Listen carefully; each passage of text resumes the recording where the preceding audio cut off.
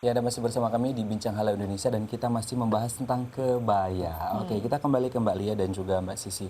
Mungkin ke Mbak Sisi dulu. Mbak Sisi, ini kalau kita lihat kan beberapa negara tetangga nih, Dika, ada maskapai penerbangan yang mereka pramugarinya pakai kebaya Oh ya? semuanya. Kemudian di tahun 1600-an itu wanita-wanita Eropa yang ada di Indonesia juga pakai kebaya. Nah, sekarang teman-teman di komunitas perempuan berkebaya susah nggak untuk ngajak teman-teman wanita di Indonesia untuk pakai kebaya setiap hari? eh, Pada awalnya gitu ya, waktu saya kira-kira 4 tahun yang lalu memutuskan untuk berkebaya hampir setiap hari, itu tuh ya, misalnya saya pakai kemana tuh orang masih bilang, oh abis acara ya. Mau pergi kemana, mau undangan. Saya bilang, oh enggak, memang saya memakai ini gitu, karena memang saya merasa dengan memakai kebaya saya merasa apa namanya, seperti mood booster ya, merasa diri saya lebih baik gitu loh, ngerasa ya kalau misalnya kita pagi-pagi kita bangun tuh, aduh gimana, tapi ingat, oh deh kita harus pakai apa nih hari ini, kain yang mana nih, nah itu. Nah kalau untuk mengajak teman-teman, kebetulan saya juga selain di komunitas perempuan berkebaya, saya juga ada kelompok-kelompok teman-teman yang lain itu, alhamdulillah tidak sulit gitu. Jadi mereka melihat, oh ternyata pakai kebaya itu nggak ribet ya, simple. Terus kita bisa kemana saja. Jadi tiba-tiba misalnya kita ada acara apa, atau santai lagi jalan-jalan, tiba-tiba harus ada undangan malam atau harus ketemu dengan seseorang gitu kan.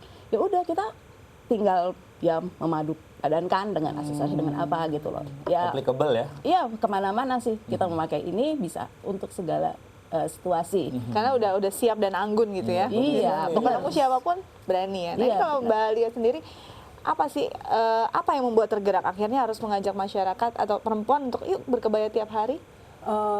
Mungkin gini, kalau misalnya khususnya beberapa teman yang sering beraktivitas di luar Indonesia, di luar negeri, itu kita menemukan juga misalnya perwakilan kita di luar negeri itu bahkan ada ketika ada Basar Indonesia atau Hari Indonesia. Mereka tuh tidak berbusana Indonesia, tapi lebih ke gamis. Apakah itu, pertanyaannya kan, apakah itu busana Indonesia? Kita colorful loh, kita punya budaya yang luar biasa kaya. Dan kebaya itu salah satu identitas, walaupun belum ada undang-undang yang mengatur bahwa busana perempuan Indonesia adalah kebaya misalnya. Dan itu secara otomatis, karena istrinya presiden pertama kita berkebaya, kemana-mana kan mereka juga pakai kutu baru kayak gini ya. Itu kemudian secara ini orang menggunakan, dan ibu-ibu pada waktu itu banyak, mayoritas memang masih berkebaya, wanita-wanita perempuan-perempuan pejuang itu juga berkebaya kan banyak. Nah, lalu kenapa harus sekarang kita mengajak orang yuk berkebaya lagi gitu ya? Prihatin aja karena mulai orang lebih melihat fashion dari luar itu lebih baik. Mau dari barat, mau dari timur, dianggapnya lebih baik dari dalam negeri. Sementara kita dicuri kreativitas kita itu, kemudian diaplikasikan oleh desainer-desainer internasional misalnya. Nah, kita itu kebiasaan kalau sudah diklaim orang, baru kita teriak kan.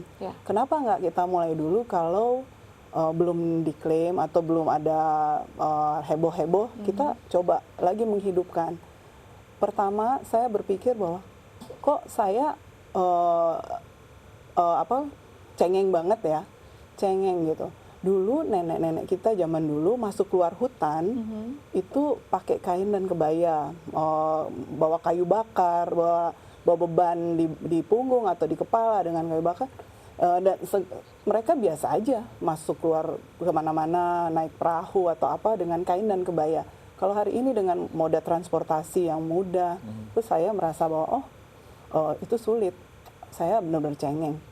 Lalu gimana kita, ini kan juga selain berkebaya itu memang punya kita, orang tuh nggak pernah, jadi jarang ya ketika traveling orang tahu bahwa ketika saya berkebaya itu saya orang Indonesia.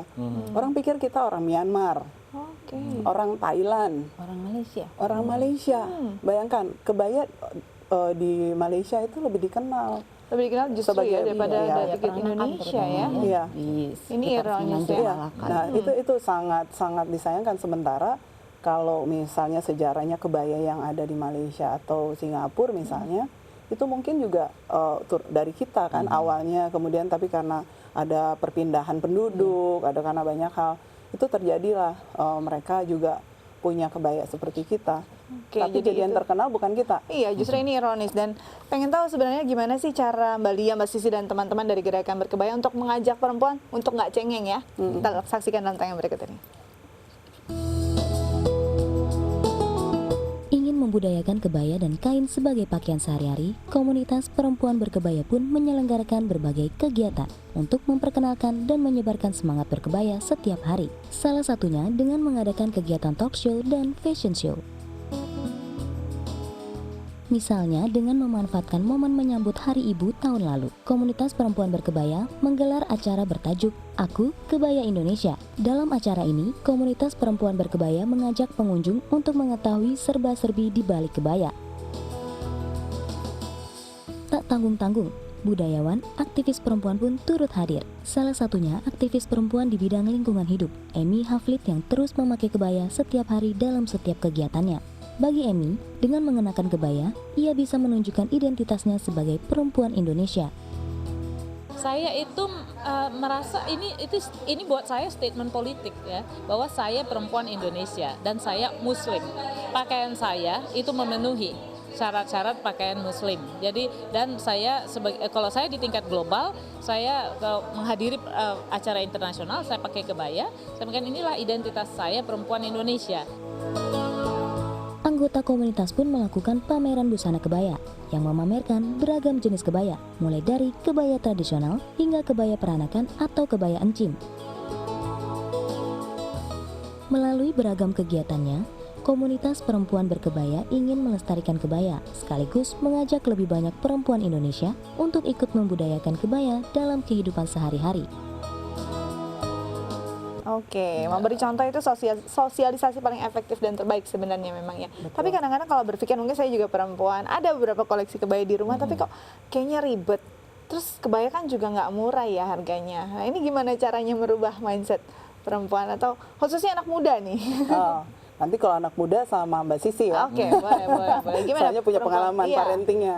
Kalau saya, kita gini, memang itu benar kendala yang orang mau berkebaya setiap hari, berkebaya dan berkain setiap hari, pikirannya ribet, mahal, panas. Ya. Karena yang kita lihat itu terjadi pergeseran tipe kebaya, jenis kebayanya dari yang busana hari-hari menjadi ekstravaganza. Ya.